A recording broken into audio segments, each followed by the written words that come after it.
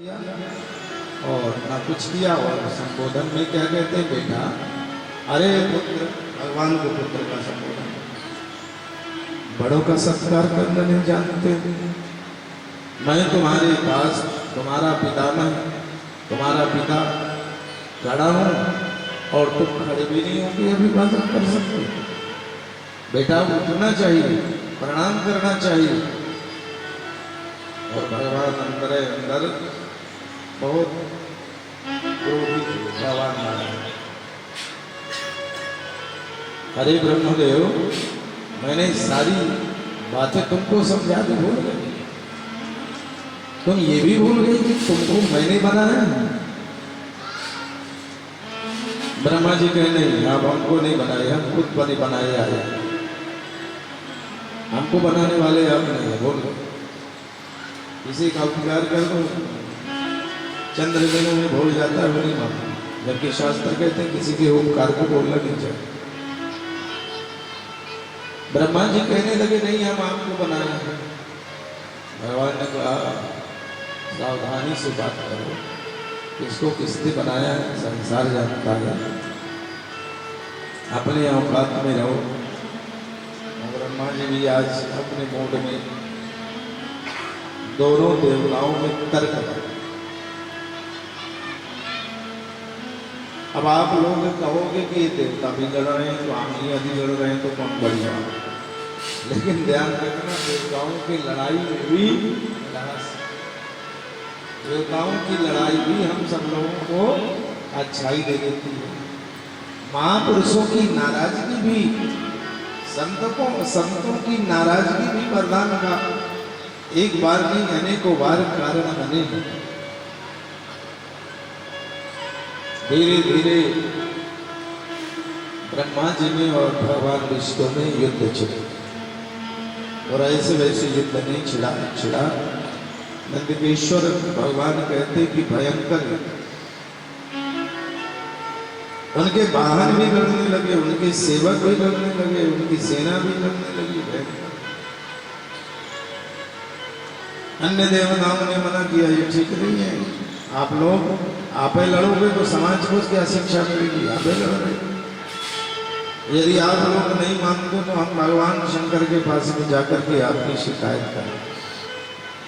और आवाज नहीं सुनी दोनों देवताओं ने, तो देवग्रंथ भगवान भोलेनाथ के पास बोले शंकर भगवान की, भगवान शंकर की स्तुति की, वंदना की और निवेदन किया, महाराज आपके दर्शन हुए, हम धन्य हुए। भगवान भोलेनाथ कहने लगे, आप सब लोग ठीक तो हो? अरे आप लोग कैसे ठीक हो गए, मैं समझ रहा हूँ। आजकल भगवान विष्णु का और ब्रह्मा जी का जो युद्ध हो रहा है उससे आप लोग परेशान। देवव्रत कहने लगे, प्रभु आपको त्रिकालज्ञ है, समदर्शी हैं, हम सब जानते हैं, हम वही प्रार्थना लेकर के आए हैं कि कैसे भी हो, ये जो अपने आप को बड़े सिद्ध कर रहे हैं, बड़े तो आप संसार में यदि कोई बड़ा है तो आप, इसलिए आप ऐसी कृपा करो कि इनका भ्रम दूर हो जाए। प्रभु भोलेनाथ ऐसी कृपा करो।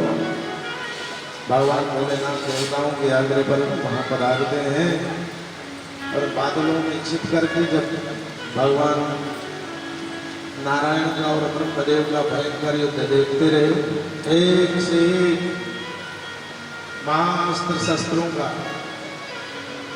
प्रयोग कर दोनों देवता लड़ते रहे। और जब भगवान शंकर से नहीं देखा गया तो भगवान शंकर दोनों के बीच, अब ऐसा लग रहा था ये प्रलय कर देंगे दोनों देवता, तो दोनों देवताओं के बीच में भगवान भोलेनाथ अत्यंत दीप्यमान प्रकाश के रूप में, ज्योतिर्लिंग के रूप में, हमारे लोगों के बीच में स्तंभ रूप में वहां पर भगवान भोलेनाथ का एक चिन्ह, प्रतीक खड़ा हो गया।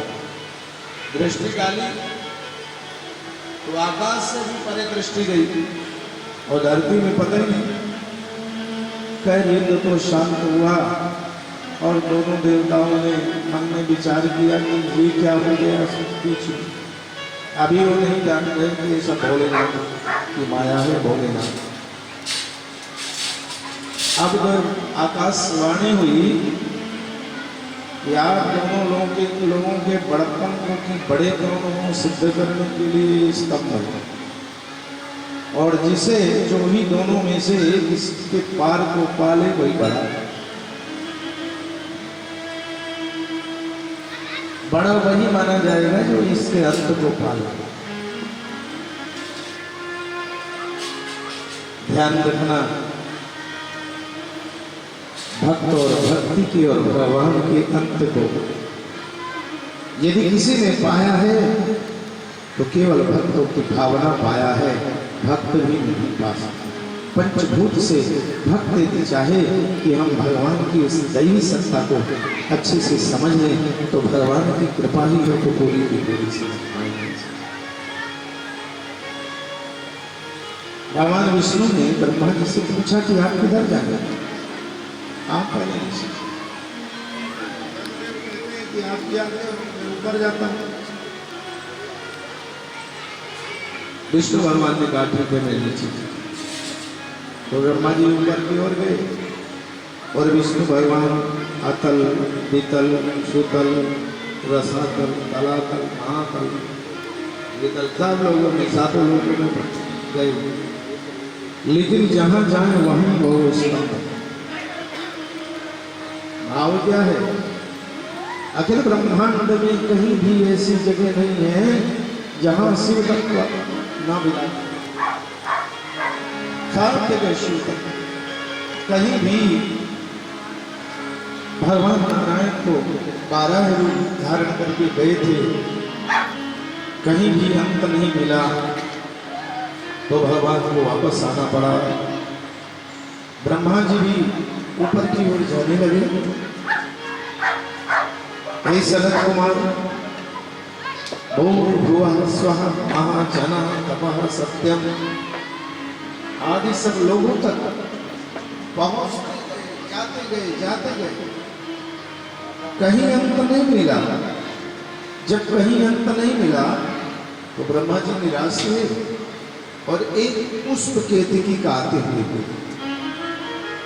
ब्रह्मा जी ने चतुराई की चालाकी की, उस पुष्प से कहने लगे कि चलकर नारायण से तुम कह दो कि मैंने इस स्तंभ का, इस शिवलोक का अंत पा लिया, शिव प्राप्त कर। पुष्प ने कहा मैंने झूठ बोला, प्रलोभन दे दिया ब्रह्मा जी ने कि मैं ब्रह्मा हूं, समझते नहीं हूं, मैं तुम्हें पुष्पों का सिरमौर बना दूंगा, पुष्पों का राजा बना दूंगा, सर्वोपरि श्रेष्ठ पुष्प बना दूंगा। प्रलोभन होते हैं और ब्रह्मा जी वो फूल लेकर के केतकी का तोड़ करके ले आए और भगवान नारायण के सामने प्रकट हो आ गए। ब्रह्मा जी, हाँ आपने अंत प्राप्त कर लिया था? हाँ। आया आपने कहा? मैंने नहीं। भगवान ने यथार्थ, नारायण ने, भगवान विष्णु ने यथार्थ सत्य किया, मैंने नहीं कहा। आपने प्राप्त कर लिया? कहा प्रमाण पुष्प।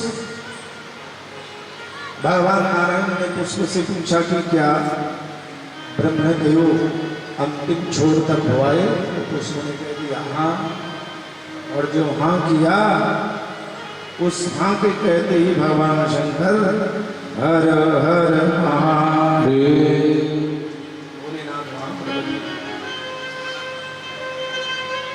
ब्रह्मदेव, ब्रह्मा जी असत्य बोलते हो। और भगवान शंकर ने अपने ओंकार मंत्र से वहां भैरव को प्रकट कर दिया और कहा ब्रह्मा जी का झूठ बोलने वाला। पहले ब्रह्मा जी के 5 मुख से, पंचमुखी थे ब्रह्मदेव, झूठ बोलने वाले मस्तक को काट, एक क्षण नहीं लगा, ली तलवार उतार। तो असत्य संभाषण किया और इतना ही नहीं, शंकर भगवान प्रलयंकारी क्रोध में आकर के कहने लगे कि इसने झूठ बोला है, इसके 4 मस्तक जो बचे हैं उनको भी उतार, उनका भी मानो। अब नारायण कितने दयालु हैं।